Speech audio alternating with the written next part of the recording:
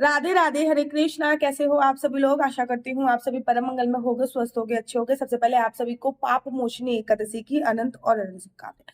अब पाप मोचनी एकादशी में इस साल बड़ी कंफ्यूजन थी कि पाप मोचनी एकादशी 25 तारीख की है या 26 तारीख की है। आधे लोगों ने 25 तारीख का व्रत रखा, आधे लोगों ने 26 तारीख का व्रत रखा। अब जिन्होंने भी 25 तारीख का व्रत रखा उनके तो व्रत का पारण 1:30 से लेकर 3 बजे तक के बीच में 26 तारीख को हो गया होगा, या फिर सुबह सुबह 9 बजे से लेकर 10:30 बजे तक के बीच में 26 तारीख को उन लोगों ने पारण कर लिया होगा। अब बारी आती है जिन लोगों ने 26 तारीख का व्रत रखा है वो अपने व्रत का पारण कब करें। या फिर कुछ मेरी तरह भी होंगे जिन्होंने 25 और 26 दोनों दिन का ही व्रत रख लिया है।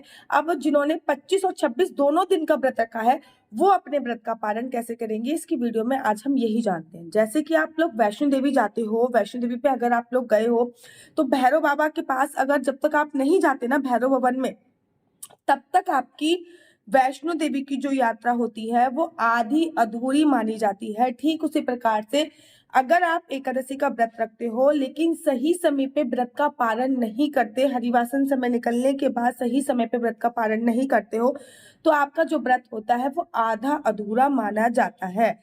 एक पर्टिकुलर समय होता है जिसपे आपको व्रत का पालन करना चाहिए। देखो, व्रत के पालन का जो विवरण है वो श्रीमद् भागवत महापुराण में भी दिया हुआ है। राजा अम्बरीश की कथा बहुत ही प्रसिद्ध कथा है कि राजा अम्बरीश हर एकादशी का व्रत रखते थे और दुर्वासा ऋषि के आगमन पे, ये कथा मैं हजारों बार आप लोगों को सुना चुकी हूँ, तो आप लोगों ने सुन रखा होगा। अब जिन्होंने 25 तारीख का व्रत करा है उन्होंने 26 तारीख को एकादशी के व्रत का आपको पालन कर लिया होगा। लेकिन जिन्होंने 26 तारीख को व्रत करा है वो एकादशी के व्रत का पालन कब करेंगे, कैसे करेंगे, कितने बजे करेंगे? क्योंकि 26 तारीख को जिन्होंने व्रत रखा है वो लोग व्रत का पालन 27 तारीख को करेंगे और व्रत के पालन का बहुत थोड़ा सा ही समय मिल रहा है। इसी थोड़े से समय में आपको सारे काम करने हैं और इसी थोड़े से समय में आपको भोजन इत्यादि बनाकर व्रत का पालन भी करना है। तो सबसे पहले मैं आपको व्रत के पालन का समय बता देती हूँ, उसके बाद मैं आपको व्रत पालन की विधि बताती हूँ। सबसे पहले विधि बताती हूँ। सुबह सुबह उठिएगा 27 तारीख को, उठने के बाद पानी में गंगा जल डाल के या फिर सादे जल से स्नान कीजिएगा। अच्छे से कपड़े पहनिएगा, मतलब धुले हुए, मेरे कपड़े कहने का, अच्छे से कपड़े पहनने का मतलब है धुले हुए वस्त्र पहनिए। धुले हुए वस्त्र पहनने के तत्पश्चात आप लोगों को क्या करना है, बहुत सिंपल तरीके से भगवान के, आपके जो मंदिर एरिया है उसमें जाना है, वहां पे गंगा जल का छिड़काव करना है। आपके घर पे बाल गोपाल, लड्डू गोपाल है तो उनको स्नान कराना है। जुगल जोड़ी सरकार है तो उनको स्नान कराना है। उसके बाद एक खीर बनने के लिए, मैं जब भी अपने व्रत का पालन करती हूँ तो ना चावल की खीर गैस पे चढ़ा देती हूँ, ठीक है ना। पतीले में दूध डाल के, चावल डाल के उस पर चढ़ाती हूँ। उसके बाद मैं पूजा करती रहती हूँ, धीमे धीमे खीर अपने बनती रहती है, ठीक है ना, क्योंकि मैं व्रत का पालन हमेशा चावल से करती हूँ। देखो, व्रत का पारण ही हमेशा चावल से किया जाता है। बिना चावल खाए व्रत का पारण नहीं किया जाता, ठीक है ना। तो हाँ, लेकिन कभी ऐसा होता है जैसे कि नेक्स्ट डे कोई और व्रत हो, तब आप व्रत का पारण भगवान के चरणामृत से कर सकते हैं। उसके बाद लड्डू गोपाल को स्नान कराइए। अगर कोई योग्य ब्राह्मण आपको मिल रहा है तो उसको अपने घर पे बुलाइए और उनको भोजन कराइए, कुछ दान दक्षिणा दीजिए और उसके बाद फिर आप अपने व्रत का पालन कीजिए। योग्य ब्राह्मण घर पे नहीं आ पा रहा तो फिर आप गौशाला जा सकते हो। एक थाली लेके जाइए गौशाला में, जो भोजन आपको ब्राह्मण को देना था वो गौशाला में दे के आइए, कुछ दक्षिणा दे के आइए, तब आ जाइए। ऐसा भी नहीं कर सकते तो मंदिर में वो थाली लेके जाइए, मंदिर में पंडित जी को भोजन कराइए और उसके बाद घर आ जाइए। दीदी हम इतना भी नहीं कर सकते तो सूखा आइटम गौशाला में दान करके आ जाइए, या फिर सूखा आइटम, जैसे कि मतलब सूखा आइटम में ऐसा नहीं है, थोड़ा बहुत आइटम लेना भी होता है। 1 किलो दाल ले ली, 1 किलो चावल ले लिए, ठीक है ना, थोड़े से 100-200 रुपए ले लिए, थोड़ा सा आटा ले लिया, या मंदिर में दान कर दीजिए या गौशाला में दान कर दीजिए। वो पूरी तरीके से आपके ऊपर निर्भर है। आप चाहो तो गरीबों को भी दान कर सकते हैं।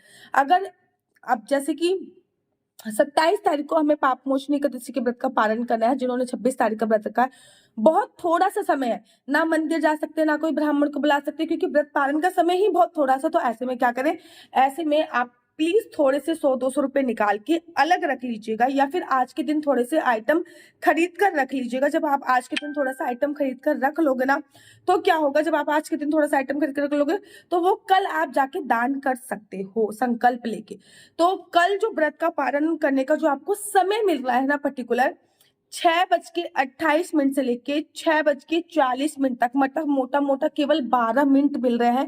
हाँ, इस 12 मिनट से पहले आप पूजा कीजिए, लेकिन जो आपको व्रत खोलना है, अपने मुख में जो चावल और चन्यामित रखना है, वो आपको इन 12 मिनट के अंदर ही रखना है।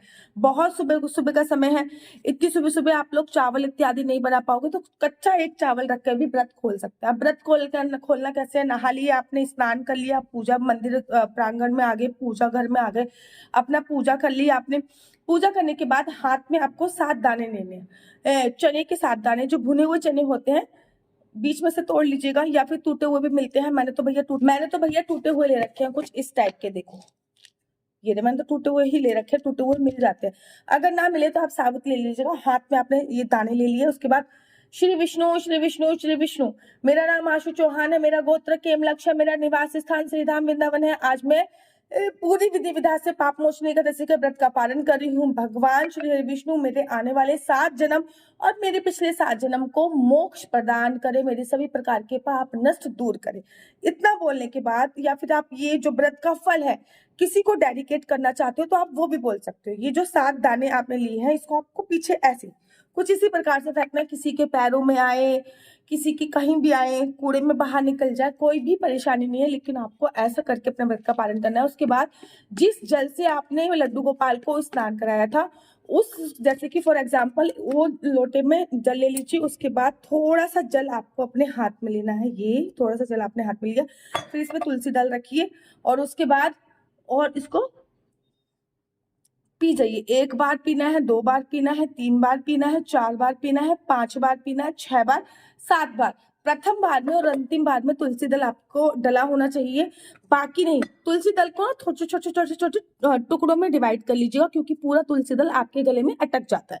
उसके बाद एक चावल का दाना लीजिए, क्योंकि बहुत कम समय मिल रहा है पारायण करने का, मतलब अराउंड 12 मिनट का भी समय हम लोगों को मिल रहा है, 12 मिनट का पानी का समय मिल रहा है। तो ऐसे में 6:28 से लेकर 6:40 तक का 12 मिनट का समय मिल रहा है। तो ऐसे में एक चावल का दाना लीजिएगा, उसको खा के पानी पी के आप अपने व्रत का पालन कीजिएगा। उसके बाद फिर किसी मंदिर एरिया में जाइएगा, पंडित जी को दान देना है, ये सब करना है। ये 6:40 के बाद भी कर सकते हैं, लेकिन पारण आपको 6:28 से लेकर 6:40 के बीच पे एनी हाउ कर लेना है।